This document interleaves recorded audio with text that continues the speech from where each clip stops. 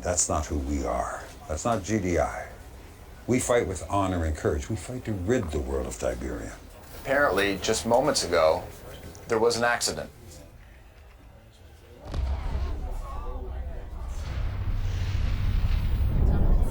That's obviously something has gone terrible. This is GDI, Steel Talent territory. We don't take too kindly you non-types around here. My judgment is sound, Kane. And I'm not afraid of ghosts or you. Let's kick some ass.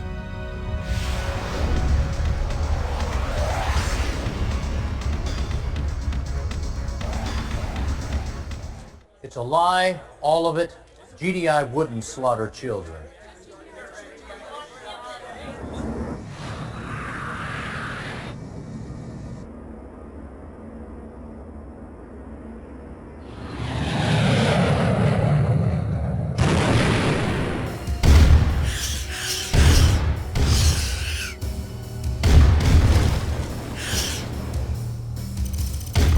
To this latest assault, Allied diplomats led the United Nations in a 281-7 vote that, in approving a unique military funding initiative aimed at increasing global Allied support.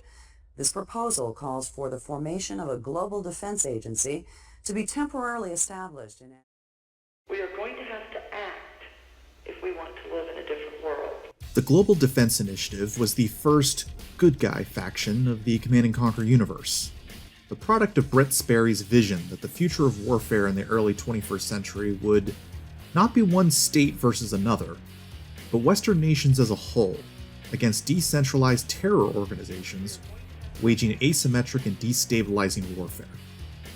GDI would evolve over the course of the Tiberium series from the military arm of the United Nations to the last remaining vestige of human civilization, to a military superstate attempting to rebuild the planet and nations that once were curtails on its scope and power.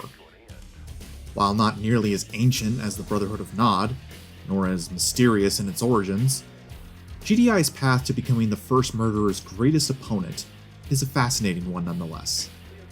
I hope to make this a series that will run alongside my Brotherhood of Nod series, and perhaps coming together for every major war, allowing us to explore both sides of each conflict in the Tiberian timeline.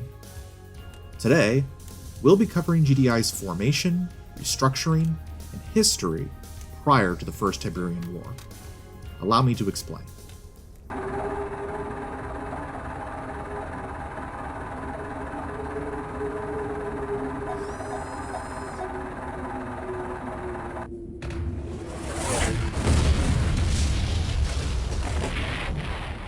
In the original Red Alert, it is well established that this game was meant to be a prequel to Tiberian Dawn. This makes Red Alert 1 both the beginning of the Red Alert timeline and the Tiberian timeline. We've already covered how Red Alert 1 gives us more insight into Nod's history, but we also have some crucial details on GDI's history in this game. During the alternate World War II, where Hitler was assassinated by Albert Einstein due to time travel shenanigans, the Soviet Union under Joseph Stalin invades Europe in approximately the year 1950. Since this World War II occurs in the 1950s rather than the 1940s, and presumably due to the pressures of war as in our timeline, technology's advances are rapid. Apache longbow attack helicopters, MiG jet fighter aircraft, tanks that look suspiciously like 1980s American Abrams tanks, and other borderline sci-fi wonders like the Tesla coil, chronosphere, and Iron Curtain. Not to mention the advances in nuclear weaponry, spearheaded by the Soviets, who were the first to create nuclear missiles and nuclear reactors. Stalin's advance is so overwhelming that Berlin, Germany soon falls, as well as Athens, Greece.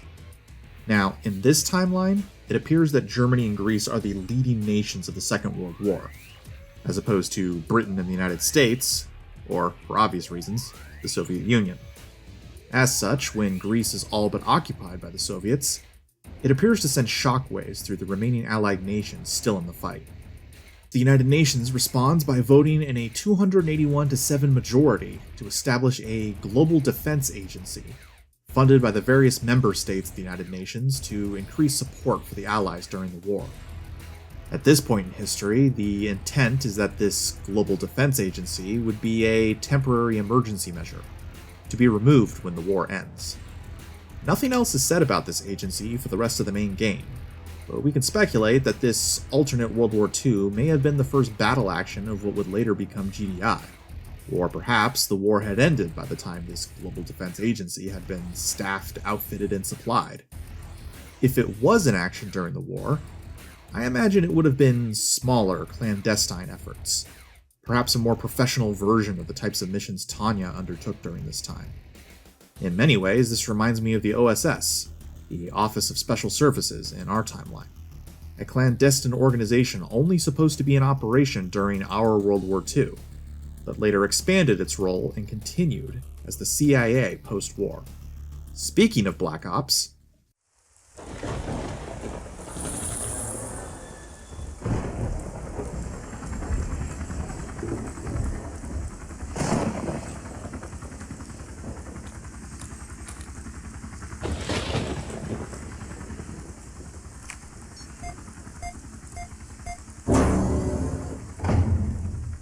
according to the Tiberian Dawn Manual, GDI, prior to 1990, was known as Special Operations Group Echo, Black Ops 9. Little is known about GDI's activities while under this moniker, but we can assess a few things just from the name.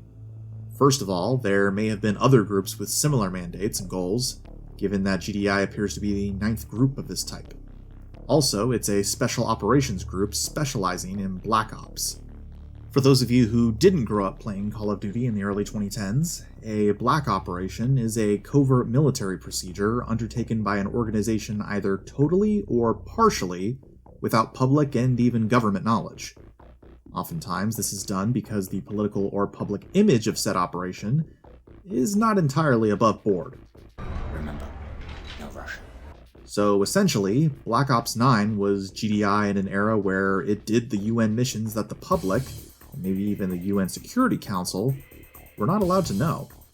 This has some interesting implications, but it's very hard to know what kind of missions they were given, as very little details of this era are given in the games or the manuals. That much may be left to purely speculation. The only hint we do get is, curiously enough, in the giant ant missions of the original Red Alert, a secret mini-campaign, with its canonicity not entirely clear. However, there are a few hints that, despite the outlandishness of this scenario, it was intended to be entirely canon. First, some background. After the Soviets were defeated in the alternate World War II, there were several reports of Allied bases and civilian villages coming under attack by giant ants. A task force is sent to investigate under General Ben Carville, an American general who commanded Allied forces during the main conflict against the Soviets, presumably later in the war when the Americans joined beyond their Lend-Lease support. The task force, despite ostensibly being an Allied battle group, is suspiciously not given the typical light blue color scheme, but rather a very familiar yellow color scheme. The task force is also given mostly Allied technology and units, but also notable Soviet technology like the Mammoth tanks. Now, seeing yellow forces with both medium tanks and mammoth tanks certainly conjures up images of what the Global Defense Initiative will later be during the First Tiberian War. If this is indeed the case, then we may very well be seeing the first major military action of Special Operations Group Echo Black Ops 9. For the purposes of this video, I'm going to assume that this is the case. If you disagree, let me know in the comments below. The task force clears out many giant ant nests and evacuates several civilians, and eventually finds the main nest and presumed source of the ants, a broken-down Soviet nuclear facility. Black Ops 9 sends a group of soldiers underground to kill the Ant Queen, along with her larvae, to essentially end the giant ant threat once and for all. Curiously, the task force in this final mission is commanded personally by Allied Greek General Nikos Stavros, which to me is further evidence that this mini-campaign is entirely canon. Yes, of course.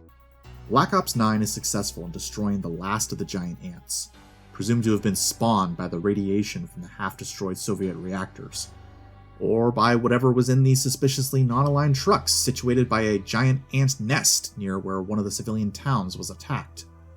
Anyway, if this is indeed GDI's predecessor at work here, then that means that General Nikos Stavros may well have been one of, if not the first GDI field commanders in the Tiberium timeline. Combine that with killing Joseph Stalin, and that's quite a resume. Now, this all happened in the early 1950s. What Black Ops 9 did from here until 1990 is shrouded in mystery. But we can assume that they continued to conduct operations that the UN didn't want the public to be aware of, for whatever reason. Heck, since this post-World War II era coincides with Nod's Powerhouse era, it's very possible that GDI was silently waging a war against Nod-backed operations throughout these decades. Whether either side realized who they were truly fighting during this time, I'll leave that up to you. Sanctioned by the United Nations, the Global Defense Initiative has one goal: eliminate multinational terrorism in an effort to preserve freedom.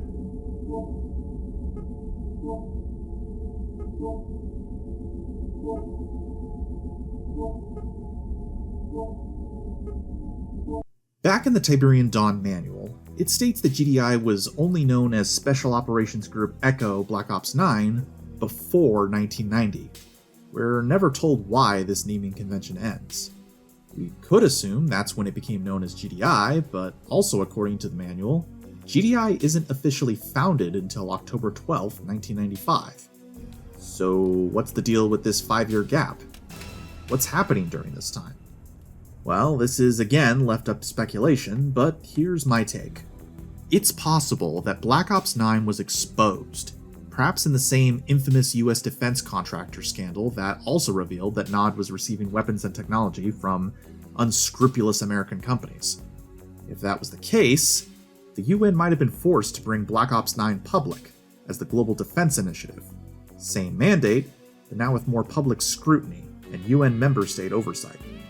The other possibility is that Black Ops 9 could only accomplish so much as a smaller covert unit. With the growing threat of Nod going into the 1990s, perhaps the UN wanted to expand their scope and role, and the only way to do that was by going public and asking for more funding. Either way, GDI is definitely restructuring during this time, getting ready to hit the ground running when the United Nations Global Defense Act is passed in 1995. Of course, that brings up an interesting question. How is something as drastic as an independent military organization of the United Nations passed at all? Nothing like that has ever happened in our timeline. All UN military interventions have been a coalition of member state militaries, nothing like what GDI is. Well, my explanation is that the UN in this alternate timeline likely has a different lineup of nations as permanent UN Security Council members. In our timeline, we have the US, Russia, People's Republic of China, Great Britain, and France, with a rotating roster of non-permanent member states elected every 2 years. These permanent members were chosen based off of the Allied winners of World War II.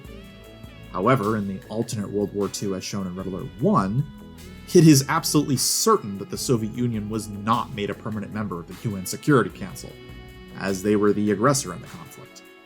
Germany, which wasn't given a spot because they were the primary aggressor in our timeline, is probably given the Soviet Union's spot in the Tiberium timeline. General Gunther von Essling of Germany was the supreme commander of the Allied forces after all, so this makes sense to me. Also in our timeline, the Republic of China, aka Taiwan, was given a permanent spot on the UN Security Council over communist mainland China, but this changed in 1971 when the People's Republic of China replaced them in an attempt to integrate China into the West. However, in the Tiberium timeline, where their version of World War II involved the communist Soviet Union nearly dominating all of Europe in a war bloodier than ours, I find it very hard to believe that the communist PRC is ever given that permanent spot, even a couple of decades later. As such, I think it's quite likely that the Tiberium Universe's UN Security Council's permanent seats is thus the US, Germany, the Republic of China, aka Taiwan, Great Britain, and France. Now, if that's the case, this will have far-reaching implications for the creation of GDI, which I will explain soon. Another change of the Tiberium timeline is the status of Russia. We can see in this cutscene that Russia is firmly a part of the GDI allied countries, and thus the UN, while China is more aligned with the interests of Nod. In our timeline, Russia had a chance of becoming more aligned with the West after the fall of the Soviet Union in 1991, but clearly diverged by the 21st century under Vladimir Putin, and is now firmly set against the West, and is making more friendly overtures with countries like China and North Korea. But apparently, a Russia that had its fall of communism in the 1950s after a major world war has had time to be successfully reintegrated into the West in this timeline, and is not politically isolated and unaligned with Europe now. With Russia in the fold, the UN is far more united in this timeline, and thus more powerful, allowing them to create GDI and have most, if not all, of its major members on board with giving so much military power to an independent UN military organization. Now, doubts still remain, especially due to factors like GDI's funding being partially due to private organizations, GDI's secret ion cannon project, and of course third world nations seeing GDI and the UN as being purely a tool of Western hegemony, which, to be fair, is far more the case in this timeline than in ours. Now, the West may also have had its own substantial fears about GDI, as in the renegade mission Rescue and Retribution, Nod can be heard stoking fears of GDI becoming so independently powerful that it may overthrow the US government outright. GDI clearly plans to overthrow the United States government and replace it with their own. With all of this in mind, Nod is able to weaponize third world sentiment far more easily in this timeline than in ours.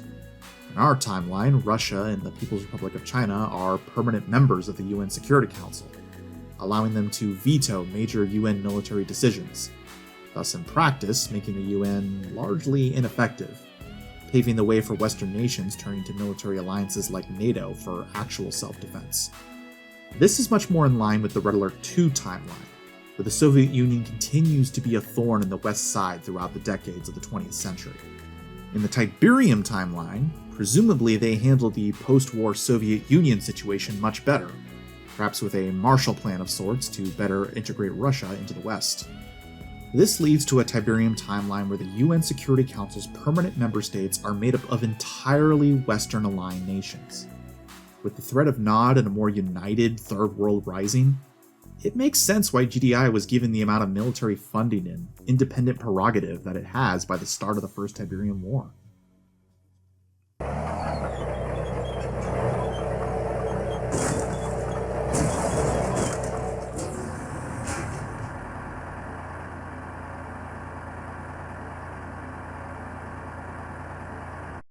On October 12, 1995, the UN passes the United Nations Global Defense Act, officially creating the Global Defense Initiative as a military entity.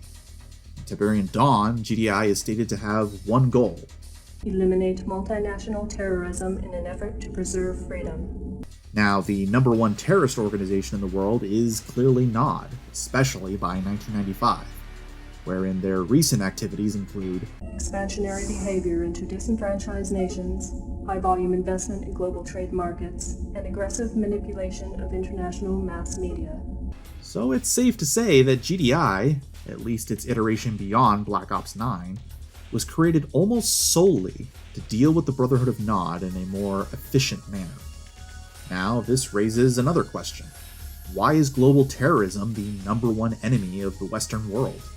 I mean, yes, the global war on terror in the first part of the 21st century certainly positioned terrorism as a major threat to the West, but we also had the People's Republic of China, as well as Russia in more recent years. But remember, Russia is no longer estranged from the West in the Tiberium timeline due to the events of the First Red Alert.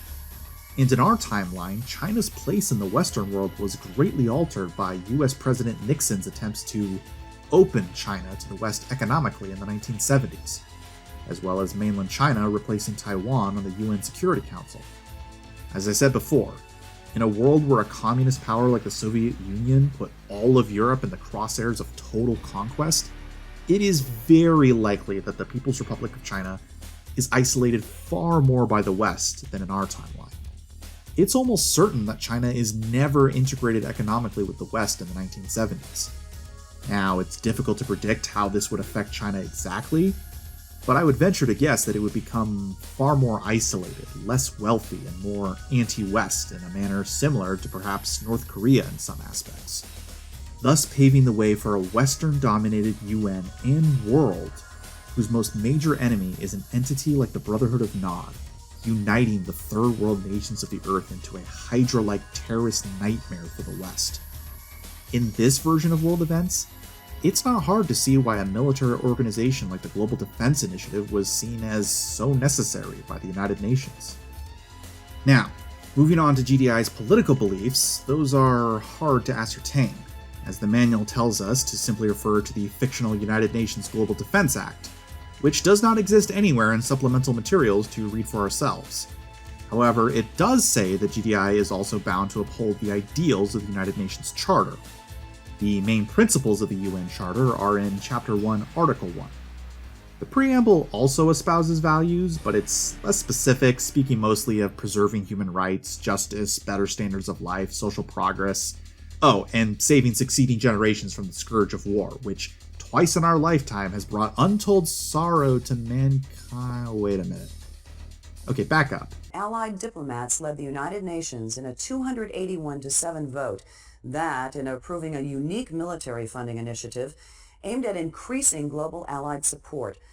So, in Red Alert 1, the UN already exists during the alternate World War II. In our timeline, the UN is created because of World War II, so necessarily after. What caused the UN to exist in the Red Alert Tiberium timeline? That's a question for another day. Anyway, in Chapter 1, Article 1 of the United Nations Charter, it states that the UN's goals are to 1. Maintain international peace and security, to take effective collective measures for the prevention and removal of threats to the peace, and for the suppression of acts of aggression or other breaches of the peace. 2. To develop friendly relations among nations based on respect for the principle of equal rights and self-determination of peoples. 3.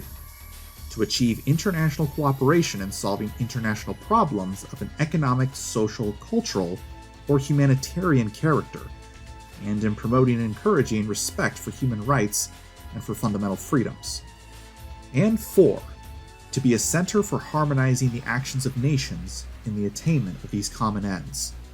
Now, this all seems very passive in its language, but given that the UN may have been formed for very different reasons and under very different circumstances than our UN, perhaps the Tiberium Timeline's version of the UN Charter has a lot more allowance for military action in its core stated principles. Regardless, I think it's safe to say that the real-world UN's Charter is a good basis for GDI's values and politics in this era. GDI, despite its awesome political and military power, as well as its unprecedented independence, is always under the oversight of the United Nations member states, with their entire funding always a single majority vote away from being removed outright. This is the Global Defense Initiative, as it was going into the turbulent years of the First Tiberium War.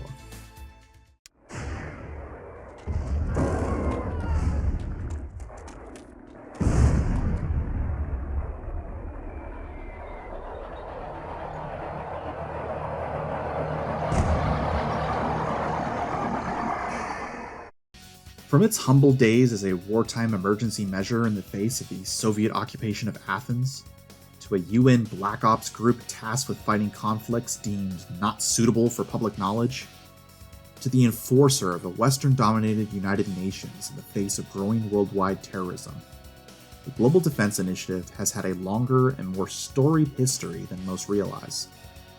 By the time the First Tiberium War begins, GDI is the most powerful, nearly stateless military institution the world had ever seen. And now it was barreling towards open conflict with the stateless, fanatical, well-funded, and well-armed terrorist group from time immemorial, known as the Brotherhood of Nod. This would have been a great enough challenge on its own, but GDI, and the planet at large, was about to face an even greater challenge. The arrival of Tiberium. And that single meteor strike in the Tiber River in 1995 was about to change everything. It's not good.